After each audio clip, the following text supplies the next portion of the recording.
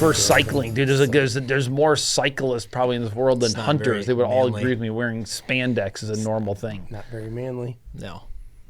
Unless you're like wrestling. Then it's okay. I would whip both your asses right now on a doesn't bicycle. matter. It doesn't matter. The cameras are rolling. We could wrestle right now. Let's go. I'm not wrestling. Quickly back down. No, I've done Don't wanna enough hurt your back back. surgery. I'm done. I'm not wrestling, Justin.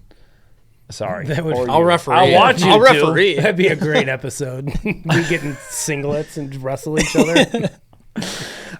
Indian leg wrestling. Speaking of wrestling, I mean, as long as we're on this Are you talking topic. like Olympic wrestling or like Dude, WWE wrestling? No, just more Olympic style. Just when they're people's junk is just there, it's in their face and they're just like rolling across. I'm like, And you're why like, would God, I want to wish be I this? was in I got a wrestling story. So I wrestled up till I was in 8th grade, and it was my last year wrestling, and I wrestled this chick I think she's from Neilsville, and it was like the end of the match, and she was on top, right? And I stood up, and like they wrapped your arms around you to like hold you from getting up, and all of a sudden I feel her arm come off and up through the freaking crotch. Yeah. Oh, dude. And just grabs. Dude, my mom even saw it. My mom was watching. My mom will tell the story to this day. Yeah. I love the start of the watering hole. This is this is going to be one of the best episodes that we've had so far. There's like a viral. No, time out. Justin. There's like a then viral what happened? MMA video. Have you seen it where the guy's like, grab his and pull it and twist it? You ever seen that? Brandon, do you know what I'm talking about? I don't watch that channel. No, it's like they're like an MMA, like a UFC fight or something. And the guy's like, grab his and twist it. And the guy behind him's like, whoa, yeah. No?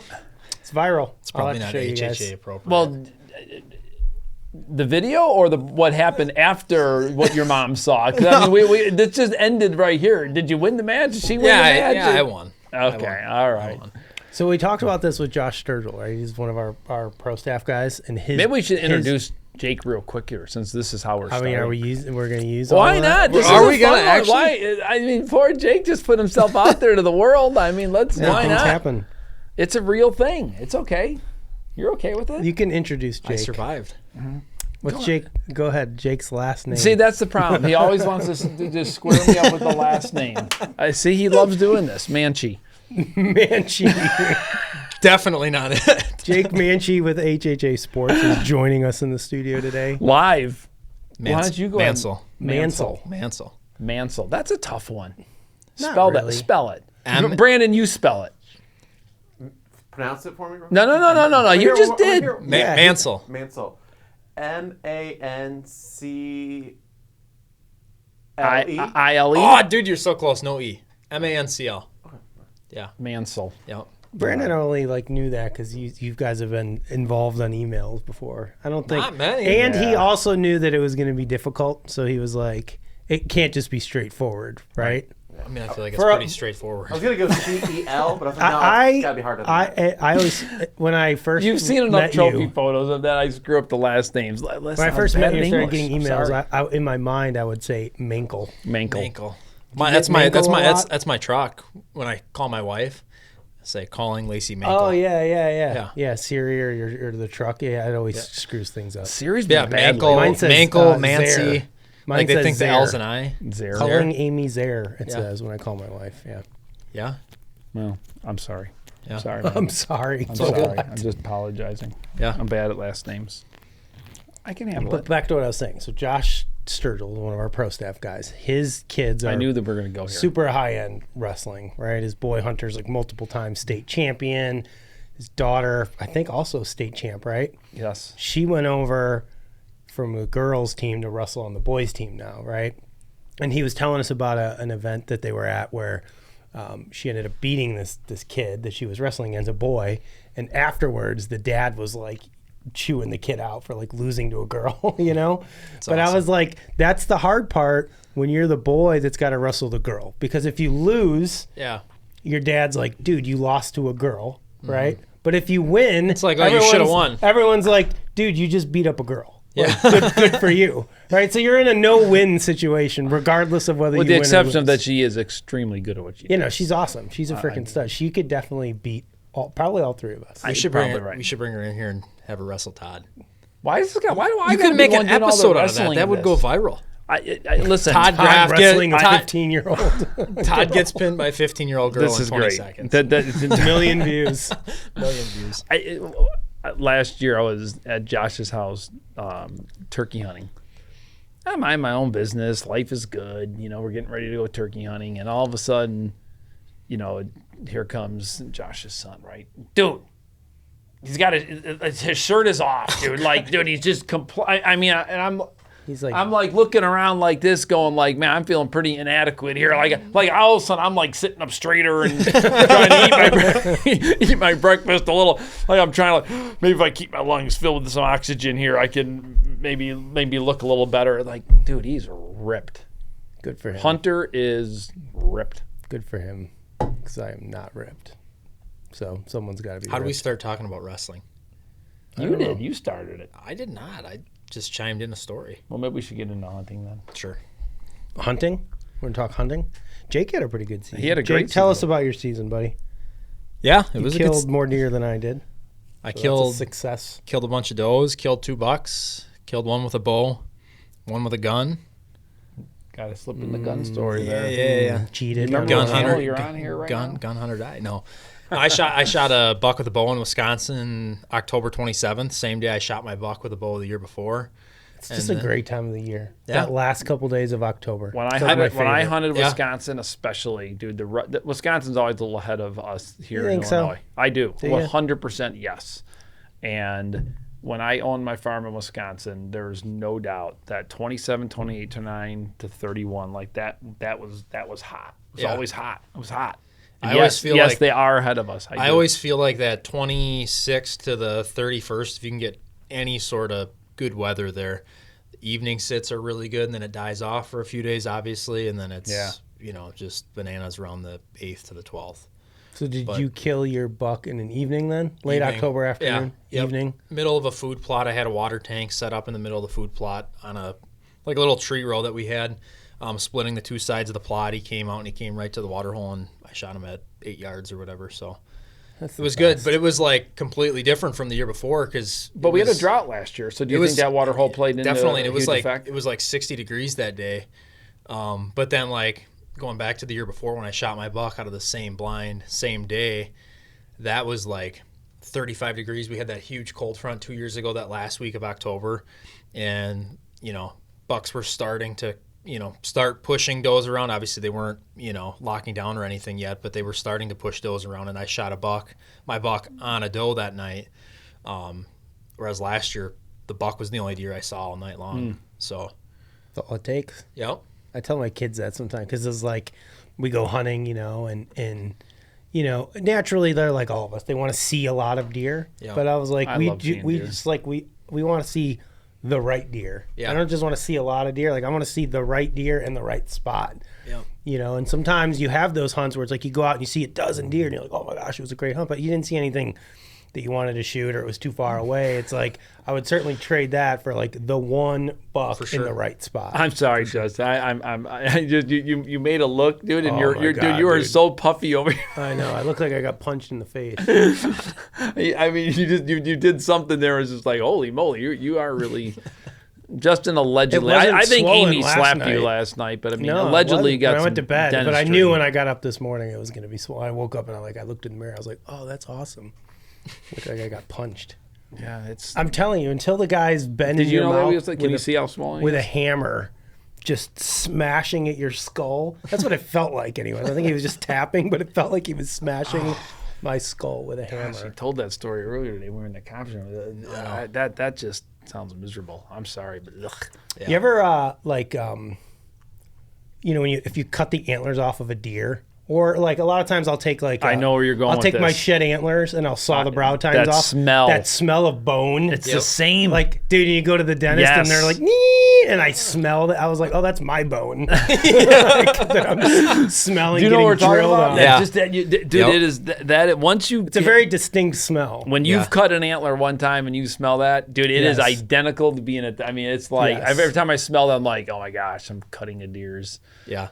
Because what I always do with some of my antlers for my deer is I just cut off the sharp points, so my dogs can have them for dog bones. Sure. Yep. And it's just, every time I do that, just that smell, you're just like, oh, that's yeah. Mm-hmm. Yeah. Fun stuff. I had an old deer mount of a deer that my dad shot like 40 years ago, and it was just like a decent little 8-pointer, nothing great. And it was like the mount was starting to fall apart, the nose was all jacked up, and it was just kind of rough looking. And I was like, well, I don't really want this thing, like whatever.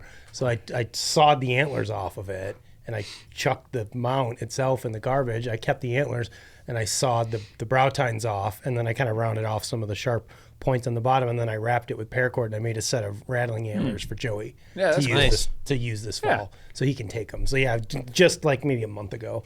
So like that smell was still in your fresh in my brain. Yep. Once you got that smell. We were on an earlier episode talking about things that Justin and I want to do differently this year to prepare for the fall. How about you? You got anything? I mean, we were some of the things that we were talking about specifically was, I think both Justin and I are kind of ambitious to get some tree stand work done earlier this year. I mean, I don't know how it happens. Sure. I always end up feeling like I'm doing it in June and July and August, the most stupidest times to be doing it. It's just hot, it's nasty, you're sweating, there's just bugs. Yeah. Bugs. What about you? What kind of goals do we got? I think coming for off sure, a good season too. I mean, geez, 4 deer. I think for sure, especially after these last couple of years that have been super dry, is adding more water. Really? Yeah. I mean, we've always done the food plots. And we got, between the two farms, we got 4 different food plots that are all, about an acre in size. And they're great. You own these places or lease these places? Yep, lease. And they're comfortable allowing you to do that? Yep, for sure. On the permission and lease pieces? Yep, for sure. So, I mean, we got food plots in right now, and really the big thing has been going to like a Fleet farm or a Blaine's Farm and Fleet or a Tractor Supply and getting those big 100-gallon water tanks. Okay. We've put more and more of those in the last 2 years and had really, really good luck off of it. So I think adding more water. How are you keeping them filled with water? Are you bringing water out there? So yeah, we'll usually use, I try to put them in spots like, for example, just off of a food plot, just inside the timber where I can still catch them, coming to a water tank and then coming out to food, or where I can get a truck to it. So like I got that big Banks. Banks makes I think it's Banks. They make like a big 100-gallon water bag. You lay it in the back of your truck, and then it comes out like a fire hose. We used to have an old garden hose that we hooked up to. Like it folds up. Yeah, it folds up. So you just lay it in the back of your pickup truck. You fill it up at home. Yeah, or I got a UTV that one of my family members has. I'll use that and then throw that in the back, and you'll put 50 or 75 gallons in for anything back in the timber. But yeah, that's how we're transporting all the water. Have you seen that like water trough? I guess you'd call it. I think Banks maybe makes it. Yeah, they make it too. You fill it up, but Kruger's it's got one. It's just got like a small amount of water that's exposed. Josh Sturgill's running those. That's where I saw it. Was in his video, and I went and looked it up. Yeah. He's but you were where I thought you were going was those tanks that you were referring to.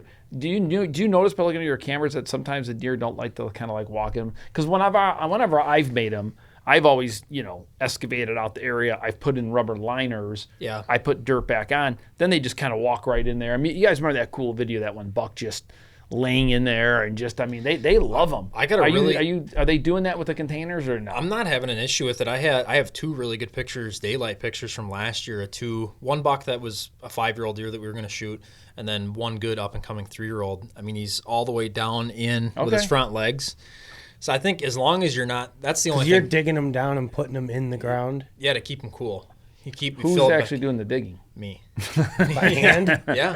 I mean, you think about it, though. I mean, a 50 to 100-gallon tank, it's terrible. It's not terrible. The first one we tried doing with a tractor, and it was more terrible. hassle. I'm going to use my skid steer. I'm sorry. Yeah. I'm not using a shovel.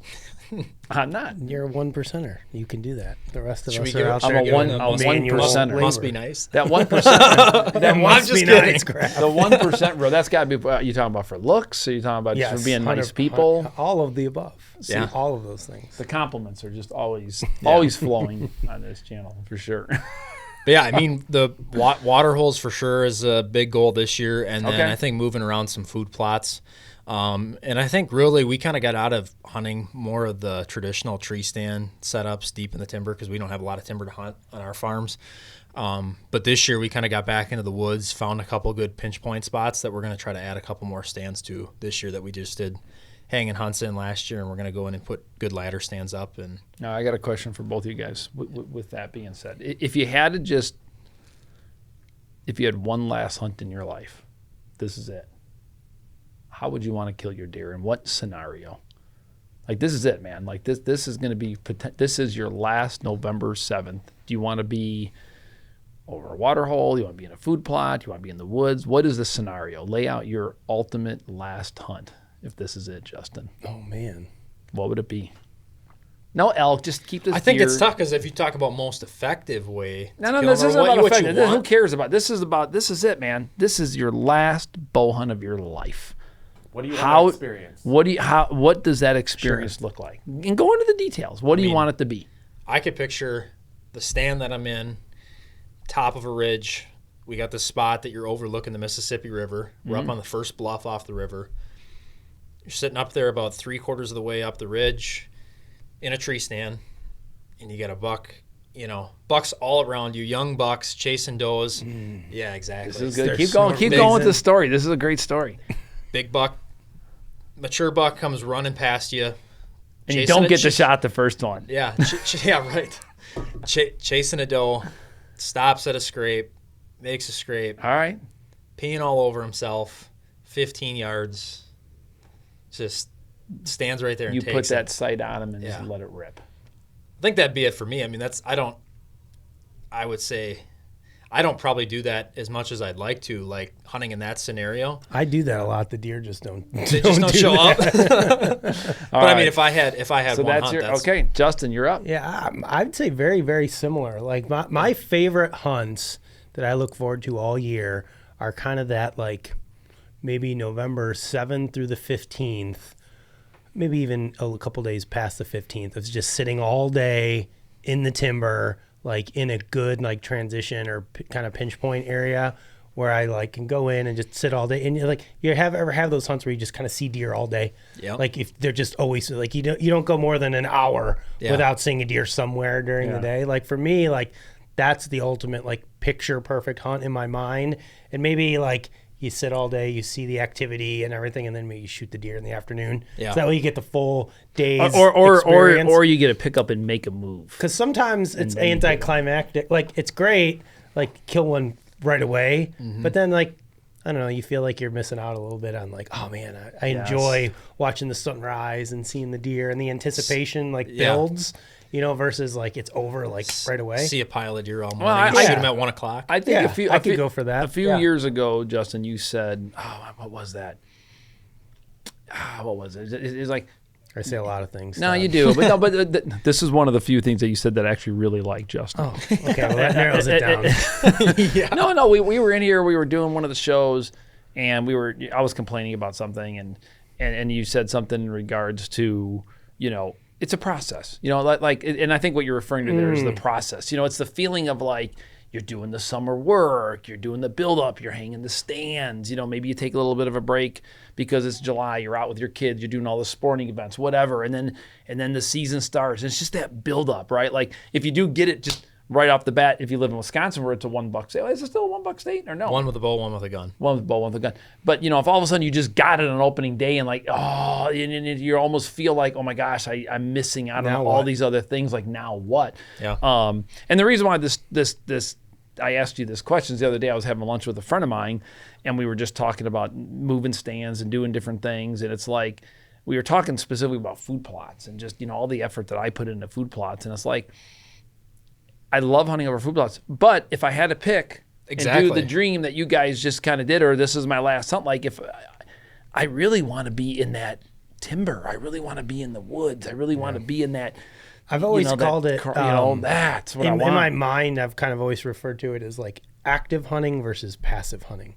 Active hunting is going to where the deer are at or where they're going to be and trying to outsmart them on their own natural patterns. Whereas passive is more of like luring them to you. Yeah. Specifically food plots, water, bait states, places like that. Like that's more. Is he calling us passive hunters right now? I think so. No, I mean, there's a lot of us that do that, right? Yeah. There's a lot of us that have gone that route of being more passive with our hunting. Like I'm going to put this food plot in here. I'm going to rely on the deer to come to me versus me going to the deer. which is more of that active style. Yeah, for sure. You know, and I feel like us as content creators, like it's more entertaining and enjoyable to watch the active style of hunting than the passive, at least for me. Like if I'm going to sit down and watch a YouTube video in what limited time I have, like I enjoy seeing somebody put in the legwork and the thought process and trying to outsmart the animal more on its own natural movement rather than trying to manipulate its movement to get it to come closer to you. So here we go. Good question for the good old Instagram and social media. If you have your choice, do you prefer active hunting or passive hunting? I think I know most people would say active, but a lot of our habits would say passive. I would say passive, right? Being honest. Well, it's probably people have figured out the recipe for success. Yeah, right. And we talk about this a lot. Like we know if we put the right food in the right spot and we hunt it at the right time and the right blind, right wind. You know, you can like that is the recipe that has through the years, like the cream rises to the top. We figured out how to do it. But again, I've said this before, like it's not just the destination, it's the journey. Maybe something like that is what we were thinking of, right? For me, so many folks are just focused on the outcome now that we've lost sight of like what we get out of the journey. Now the journey is different. You have to plant the food. I was going to say there's still work that goes into it, but I feel like it's a different kind of work. It's more of a physical labor work than a mental outsmarting of the animal. I don't know that I would totally agree. I think you and I talked about it a little bit before we got on here. We were sitting in the conference room. Like, I think there's a lot that goes into, you know, strategically where you're going to plant a food plot, what you can plant in a food plot, and, you know, what bedding areas you're near and how you can catch them coming out to a bigger food source. Like, I think there's a lot of work that goes into that throughout the year where it's a year-long process, you know, more so than just... But I still feel like a lot of that is manipulation of the habitat and the animals to get them to come to you. Because a lot of times now we're creating better bedding areas. We're doing... And all of the things that people are doing serve to benefit the habitat as a whole. For sure. But they're all kind of designed to do one thing. For sure. Bring the animal to you. Yeah, right? I mean, this past weekend I was out, and I mean, I just... You know, I was watching actually something that Bill Winke did recently where he's talking about his honeysuckle, and I'm like, dude, you don't have honeysuckle. I mean, he's just showing these small little things, and I think about what we're dealing with real honeysuckle and real, help me out here, buckthorn. Yeah. You know, oh man, my buckthorn in Wisconsin with that property we sold was getting so bad. I mean, it's just all it just ruins the soil. It's just disgusting when it gets built up. But anyhow, I went in this one area this weekend. It was just like, it's like, I have to be able to hunt here. Like, I need more spots where I can get in, get out easy. And I mean, the deer aren't even using this. Like, it is a wall. You cannot get through this honeysuckle at all. And I went in there and I just chowdered it. And I'm just like strategically coming up with how I'm going to get native grasses. How do you get it to not come back then? Well, that's always the problem. You annihilate it, and then it comes back worse than it was before. Listen, Justin, unless you spray it or you got to stay on top of it or whatever. Listen, I don't think you're ever going to be able to beat it. Believe me, you know, I think one of the most overrated things that people do and they talk about are, you know, these hinge cuttings and so forth. I mean, I've done it now for over 15 years with foresters, different things. And the bottom line is this, you know, oaks regenerating or hickories it doesn't happen. If you want something to be there after you're done hinge cutting, listen, if you're hinge cutting because you want to create bedding for deer and you want to do something strategic, fine, that's great. If you're hinge cutting because you want to get better species to grow, you better get your ass in there and you better plant them, you better protect them, you better cage them, you better put a tuber on them because they're not going to be there. Yeah. I mean, even with some of these amazing tree plantings that I've been working on my property and I take the time to put those cages with the rebar, gosh darn it. I went and looked at this year. How many rabbits are like, oh, this is great, man. I'm just going to jump in this cage and no hawk can bother me. And dude, there's the 45-degree little teeth mark, and he just cuts the little oak in half. I mean, you gotta protect them. So here's the thing, though.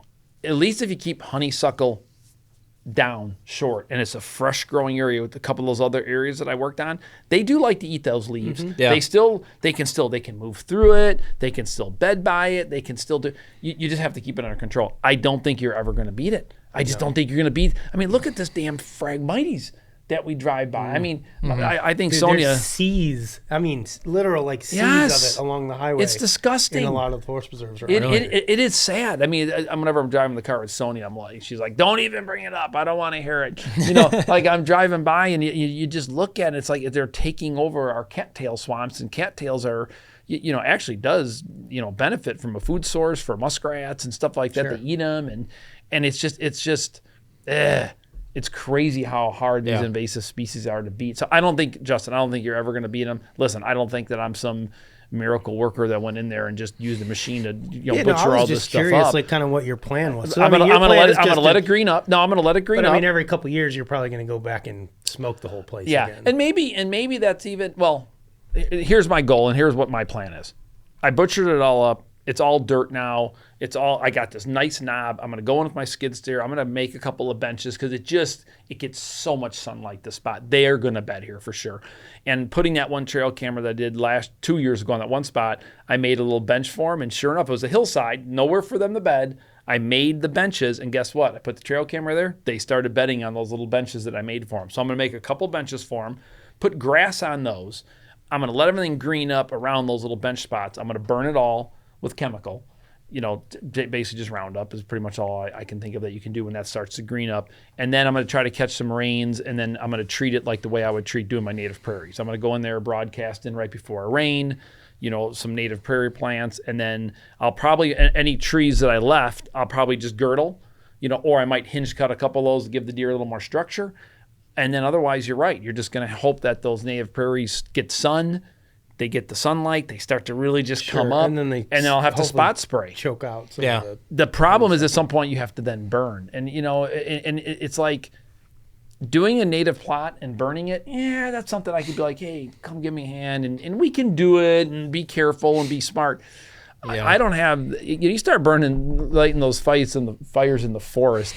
That's a little different. I'm not gonna lie. That's a little out of my pay grade. Call Kurt. I know, but even then, dude, like you lose control on something like that. That can get a little more frightening. You start seeing cedar trees just burning up. I mean, like, okay, now I'm getting worried. So anyhow, that's what I'm doing. But that's where that whole conversation came out of in terms of. But yeah, I think I don't know. We were literally talking about this when you stepped out of the conference room. It's just when you're ate up with deer hunting.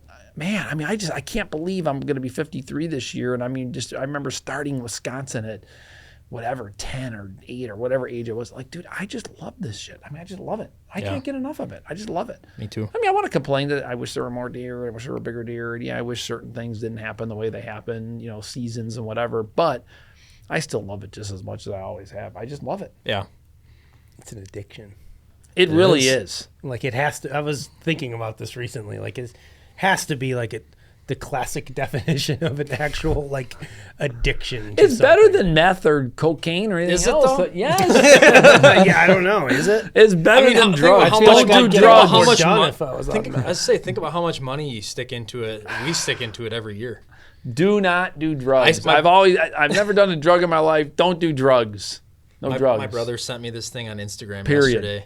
It said the average person spends like $250 a year on their main hobby. Yeah. Like, and then the guy's like, yeah, right. Yeah, let's not go down there. I'm sure that's what it was.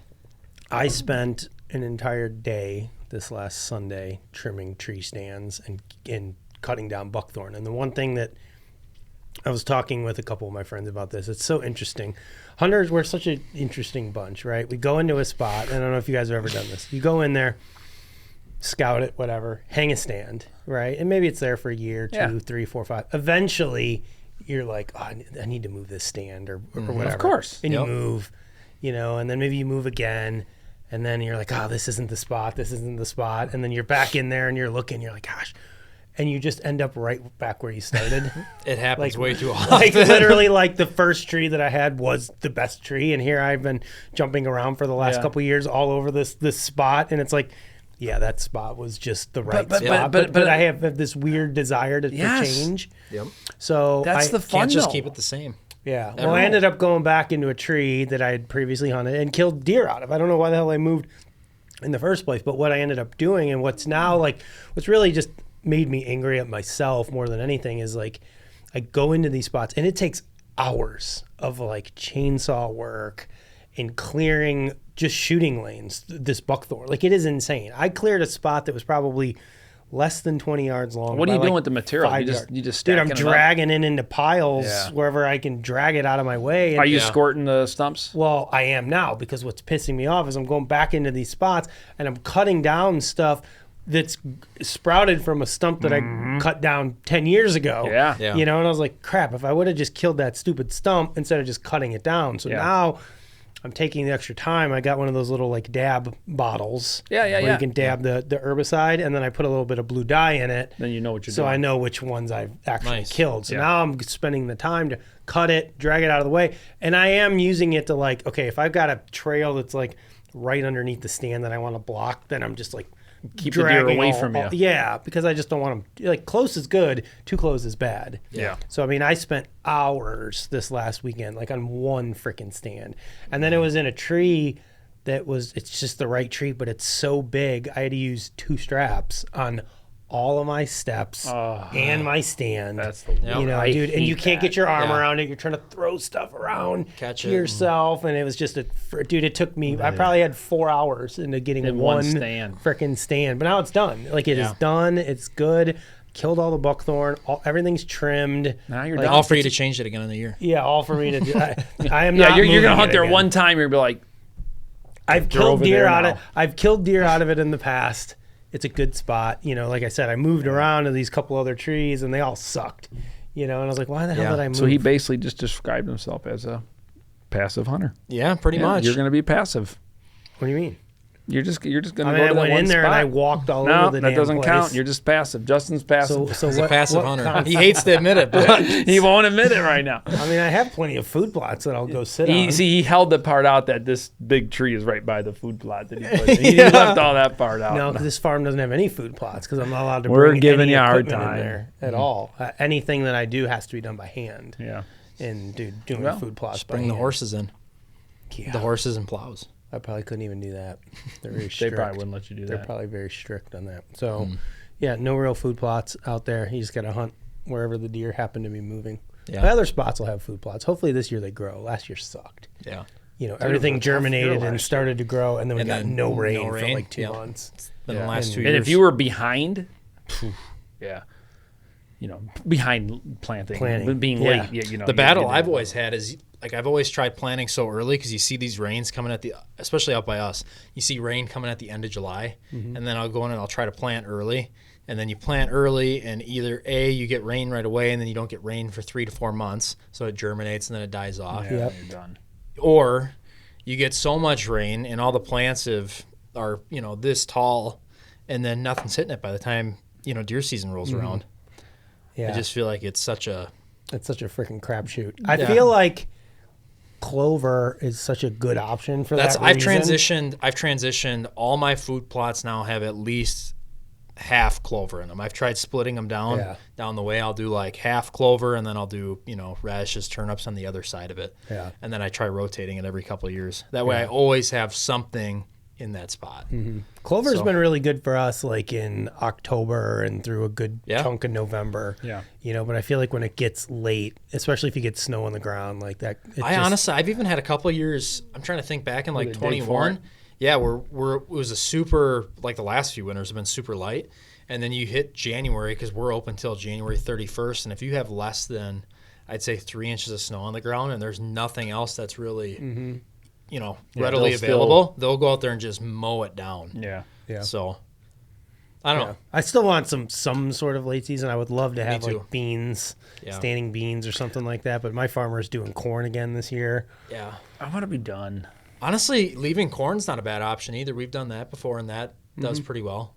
But I think we're going to do that this year too. Water is the big one, and then I think we're going to pay to leave some beans standing. I think that'll. God, it's just so much money now. I know. You can't. You almost have to like hot wire them too, because if you're going to leave an acre, we do not have to hot wire them. Yeah, we don't have enough deer. They don't kill them. But they see, we do. It's like you get one big cold front with a couple inches of snow, and they're gone. I feel like if it's part of a bigger field, I can get away with that. But if I was going to plant, even around here, if I was going to plant a little quarter acre or a half acre bean plot, like in the timber-ish somewhere, you'd have to wire it. Otherwise, it would be smoked for sure. by the fall. But if it's part of like a big, like my one lease that I hunt's like maybe a 40-acre field and then like 50 acres of timber, like that 40-acre field, they're spread out during the summer enough to spread out the pressure. And then once the farmer harvests everything, it's like maybe mid-October when he cuts. And then if I have him leave an acre of beans, that will last all the way through the end of the season. I mean, honestly, I haven't had that problem with my 2 farms that I own.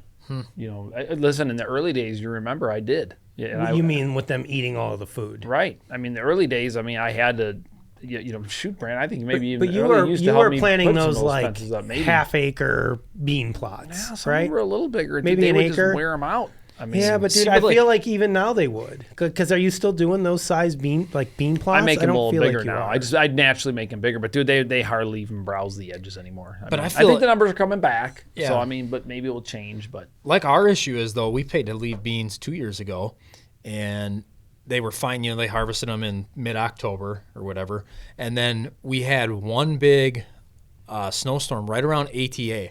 So like I said, we're open until January 30th. It's always ATA. So like we had planned on hunting it right after ATA. I had hunted it the week before ATA, and I went out there and all the beans were still there. It was only an acre. Nothing had hardly been touched, since mid-October. I got back from ATA when we got all that snow. Everything was completely mowed down. All the beans were gone. I mean, in a matter of like 5 days. Yeah, when they find them, they want them and they need them. Yep. You think the ATA would just move the show to a different time of the year? We've only been... Hey, I think that was on the members. I think that was on the member survey. Though. I let them know on my member survey. Yeah, this is dumb. It's hunting season. Move it. Hello. Move it 2 more weeks. 3 weeks. Give me a couple weeks. February 1st. Yeah. What's the problem here, folks? Because it's always during the ATA show. Yeah, we know. We get a cold snap. We get snow. We get something, and everybody. Listen, I heard a rumor, and I don't want to be the guy to blow it on the. Oh, let's hear. I don't know if I should. Listen, is it from a reputable source though? Yeah, I know it's not changing for the next like 3 years. Yeah, 4 years. It's going to be an Indy. Okay. Well, that's confirmed. They already committed dates. And, listen, I don't know. The rumor that I heard. It was written in a bathroom wall somewhere, so you can't. You can only. Was it on the little targets in the urinals? Good time. No. Specifically, what I heard, and maybe people can comment if they heard differently or whatever. But what I've heard, the reason why it's held when it's held, is they are given almost free use of the building and that space at that time because it's almost impossible to have any other venues. Right, because nobody else wants to have a trade show right after New Year's. You guys should get someone from ATA on here and ask them the hard questions. So basically, so that works out really good for them because it allows them the opportunity to be able to make some income, right? Don't get me wrong. They're not getting the whole venue for free. They still have to pay the union workers to set up the booths. And I mean, there's still just costs, but I mean, they're getting a very discounted rate is what I heard written in the bathroom. I guess you can't hear it if it was written on the bathroom wall, but that's what I was told. So it's like, that's the reason why this is probably not going to change. Because if you go try to pick a better date, where more, forget about the hunting industry, just other companies want to do their trade shows during those more busier times. Yeah. Then you're paying a premium. Like anything in this world, you're paying a premium. Just like what Jake said in the conference room earlier today. He's like, if you want to hunt with him during the rut, you got to pay more money, Justin. If you want to hunt with him during the rut. If you want to go on October 1st, then it's a lot cheaper. So you're not going to see much hunt with me, but you might. You never know. It can happen. That's a terrible You get a attitude, good cold front. A couple fawns, couple 2-year-olds. We get you on something. Hey, beggars can't be choosers, Jake. Yeah, right. Just don't let those 2-year-olds get too close to me. Well, Jake, HHA. Let's talk HHA for a few minutes here before we end this podcast because I got to admit, I'm already thinking about what I'm going to be doing this weekend with my property. I thought you were going to say shooting your bow, but... I shot my bow this morning. Good. Listen, I am making it a routine.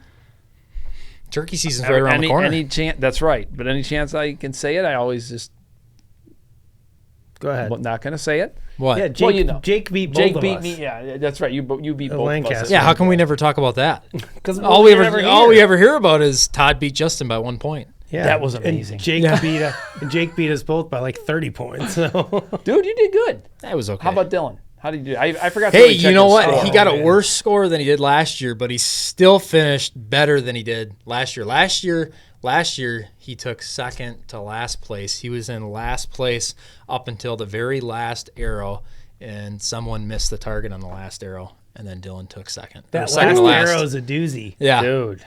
You're just sitting there. That first arrow and the last arrow are just the worst. I got so lucky. I mean, yeah. But did you guys see frickin' Bodie Turner win? Vegas? Yeah. Did you see he set a record for the X count? 89 X's out of 90. Wow. Yeah. Todd might do that next year at Lancaster. Yeah. That's going to happen. Somebody better invent me an arrow that no one can touch. He's going to bring a 10-point. I need to have like Elon Musk design me an arrow that like, it's got, I don't know, it's got like the rocket abilities where you see that rocket come back and like land in the. The last rocket hopefully that wasn't AI. Didn't Well, hopefully my arrows won't It'll explode. have like a magnet in it. You'll insert the magnet into the X ring of the target. Yeah, that would be cheating though. So we're not going to do that. But tell us a little bit about what's going on at HHA. What's new? What do you got going on? What little secrets? Can you give us any little secrets here, or no? You're not going to. We can't do secrets. Why not? It wouldn't be a secret. I mean, that's the whole point of a secret. The only thing I'll say is we're obviously always working on new product development stuff. We're always going to have something new for the most part every year. So we're working on stuff for next year already, and hopefully, maybe if things go right, we'd possibly see something this summer. But for the most part, our new product for the year is the Nitrix and the Nitrix Pro. Yep. Came out with that this year at ATA. It's been awesome, super well received, a lot of really good features that we didn't have in the Tetra line before that a lot of people were asking for. And it's been well received. Now the whole idea is basically one streamlined sight system. So, for example, someone like me where I'm going to hunt, in the Midwest, I'm going to primarily hunt with a 2-pin sight on the Nitrix Pro, but I want to switch to a 3-pin when I go west, for elk or mule deer. I can just swap out that indicator base, swap out the scope housing, and instead of paying indicators. And instead of spending, you're not buying a whole nother sight. $500, $700 for a whole new sight, like you're buying one whole sight system with the Nitrix. That's the huge selling point with it this year. And obviously we added some other stuff with first axis and all that. But so explain to me the first axis adjustment. Maybe you could just go through all of the axes because I feel like I'm still unclear. Do you know first, second, third? Dude, you were talking about the other day, and I'm like, you know what? I started watching some videos, but I want to hear basically, second and third axis on a Tetra. So let's just start there. So on a Tetra sight, you had second and third axis. Second axis, you could level your scope, basically pivot it just like this. To level that to your bow. So you're going to level that to your string. So that's your bubble. Yep, that's your bubble. So you're going to basically loosen the cap screw on the front of the scope housing. That's your second axis. Third axis is going to come into account, whenever you're shooting at, steeper angles or longer distances that you should technically shoot in. You draw a line up along the wall. We use like a Hamskea tool all the time. We'll mount that to the rail. And basically you're always making sure that sight's traveling, perfectly level with the bow at distance or at a severe angle. That's a little bit more technical. That's primarily for guys that are going to be, shooting tacks, or you're hunting out west more, you're changing elevation. But what first axis does is, in the past on like a Tetra, when you would rotate your yardage wheel with just having second axis, your rail might not be, depending on how you're mounting the sight to your bow, the rail might not be perfectly level to the bow itself. So let's say you're mounting it in bridge lock, and there's any sort of tolerance change between paint on either the bow or the sight. It might not be a lot, but if there's any small minor changes, you can't level out the rail to the bow. So basically on the Nitrix, that's got to be the problem that I've been always having. We're talking like a left-right on the rail. And you're talking, very, very, very minute, where you're not going to probably notice that unless you're shooting at distances past 100 yards. But the ways to check it, I suppose, would be like if your bow is plumb in, let's say, a vise, right, and you roll your sight all the way. Like for me, I usually keep it at the bottom is where my 20 is at, right? Yep. And I level out my axis there, and I'm perfectly level. Yep. I leave my bow where it's at, roll the dial, and as that scope moves up, it gets a little bit out of level. Yeah, it could be generally what we're talking about. Correct, for the most part. So what the Nitrix does is you take a level, you mount it on your string, you put a level on your rail, and then you have the first axis adjustment. It's the one I showed you earlier. It's that little Y bracket right off your dovetail or whatever your mount is, and you pivot that whole sight head back and forth to level first axis to your string. Okay. Then you go to second axis and you have the level on your rail, and you match the level in your bubble, your scope housing, you match that to the rail. So now you've just leveled first and second, and then obviously you shoot your third axis in, which your third axis is going to be like this. Yeah.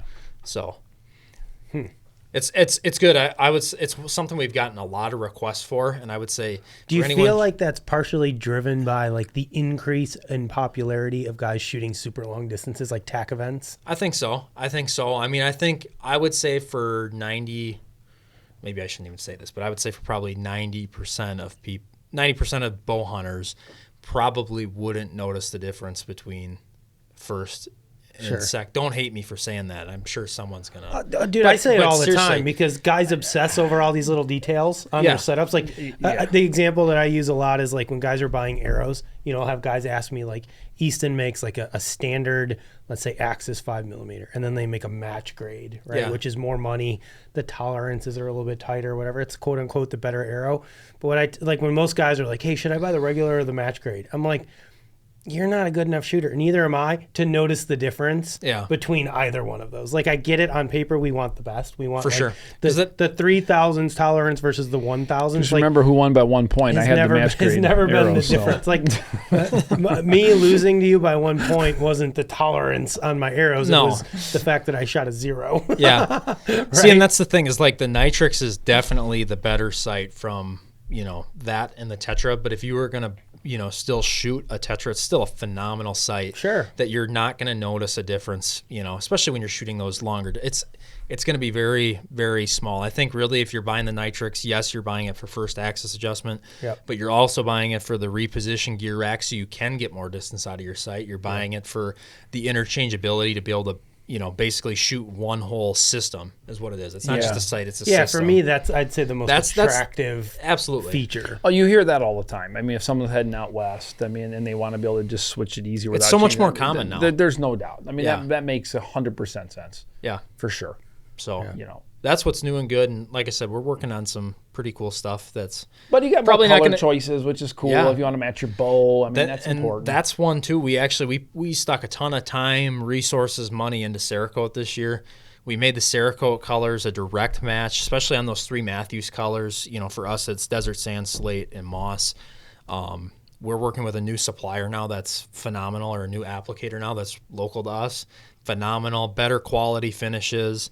Color dials. Yeah, we brought the price down on it too. We were able to, some other people are driving the price up in the industry. We're trying to really offer the best sight, at a reasonable price. Obviously, we know at $300, $400, $500, it's not chump change to anyone. No. But we want to make sure that, obviously we're offering the best product in our category. And, we really feel strongly about that. Absolutely. With a lifetime warranty. Yeah, I mean, Justin's got the big American flag right there on his shirt. I mean, shirt. It's a great shirt. I think in today's day and age, I think more and more people appreciate that. I mean, I really do. Yeah. I know I do when I can buy that. I do. Yeah. I feel better about it. For sure. Buying made in America stuff? Yes. Yeah, of course. I mean, anytime I think there's an option to go American made, and usually that comes in most cases with a little bit of a higher price tag. For sure. And I think everybody kind of understands that now, and we're willing, like, we want to pay for that. Yeah. I kind of liken it to there's this kind of trend in music right now, because previously, like when we were growing up, right, you would buy a CD or a tape or whatever, right? And a lot of musicians were making money off of that. And now that we've gone to these streaming services, Spotify and Apple Music, like there's a lot less money to go around, right? Because I paid $10 a month for Spotify or whatever, and I listen to the crap out of it. Like there's not a lot of money in that subscription. It's been a great stock too, Justin. Yeah, I know, but to pay to those artists, so there's like there's like a whole movement where like people are coming out with like limited release vinyl. Yeah. Right. And it's like, dude, my parents had vinyl when I was a kid, but now it's back. And a big part of that is like the fans of these musicians wanting to help support the musician, even though I may still stream the hell out of Spotify or Apple Music. Like I'm willing to spend that money to support a brand and a company that I like. And I think we see that a lot in the hunting industry, especially when people are willing to stand behind a brand like HHA that's been around for a long time. That's 40, what are you talking? Family 41 years. Yeah. 41 years. That's impressive. Same family, too. And just think about that. I mean, 41 years, you've had plenty of opportunities. And Justin and I have been around for at least 21 together. And we've seen plenty of opportunities where people have the opportunity to go overseas, make some adjustments, lower some costs. I mean, the fact that you've been able to pull this off for 40 years, stay American-made, same family, that's impressive, man. Yeah. Entrepreneurship is tough, man. It's hard. For sure. It's not easy to stay afloat and to make a good, high-quality product and continue to be reinventing yourself. And, I mean, it's exhausting. Yeah. So congratulations to everyone over at we appreciate it. We appreciate everything you guys do and all the loyal customers that we've had. I mean, a lot of the guys that are buying HHA and gals that are buying HHA now have been buying HHA forever, for as long as they can remember. Started shooting an Opti Light 25 years ago. When did the Optimizer series come out? The first Optimizer would have been built before I was born. I think it was around. I think it was like 1997, 1998. There's been we have all the prototypes of the original one back at the office, but I mean, there's been a lot of modifications to that sight, and then obviously, from the Optimizer Lite, then it was the Optimizer Ultra. Right. It was basically the Optimizer Lite with the wheel. Yeah. And then the Kingpin was really the big. Yeah, Kingpin was a big push for you guys. The Kingpin was a big deal because I mean, really, that led into the. That was really the wheel forward design, whereas the wheel on the Ultra was in the back. It's kind of the originator of the wheel forward design, and then it went to Then the Tetra was kind of that price point sight that was similar to the Kingpin, but it came in at a little bit of a better price. And then we launched the Tetra and Tetra Max line, and then obviously now it's Nitrix. I've always liked the name of the Kingpin. The Kingpin, I always thought it was just a cool name. I like that name. Yeah, I still have it's funny though because sometimes it's easy to lose sight of where we came from. No pun intended.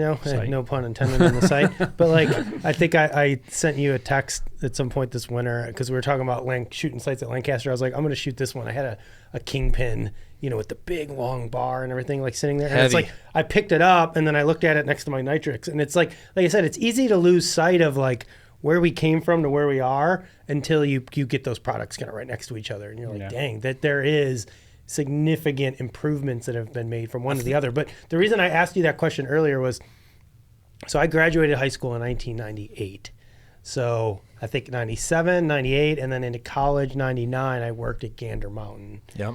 Selling bows and setting up bows. And I was if the internet was really bigger back then, I would have been the guy where the people on social media were like, I bought a bow and this idiot set it up and it doesn't shoot straight. That was 100% me in high school, just jacking up people's bows. I'm sorry to anybody that ever bought a bow from the Wilmot Gander Mountain location. Dude, who didn't enjoy going to Wilmot? Because, dude, I screwed a lot of them up. Gander Mountain? Well, I mean not Wilmot. It was the catalog store. Dude, it was the back when I was catalog younger. store. It was freaking the bomb. But I remember selling HHA sites.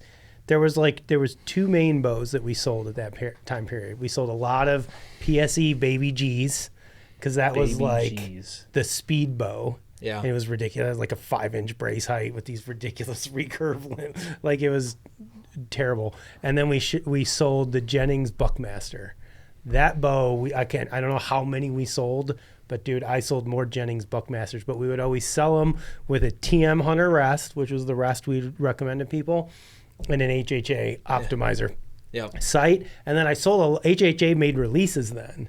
So I sold those were actually pretty hot HHA Zero back in the day Gap too. Releases is what it was called. Chris still shoots one. Well, Chris has got that funky thing with I don't even know what it's called. It's got like hydraulics. It's got hydraulic so you fluid can't punch in it. It's a great idea because I've looked at it when I was with Chris at a show. It's got two chambers and it's not like a traditional trigger. You press it and it slowly kind of puts pressure. Basically there's a little button and then there's the trigger right here.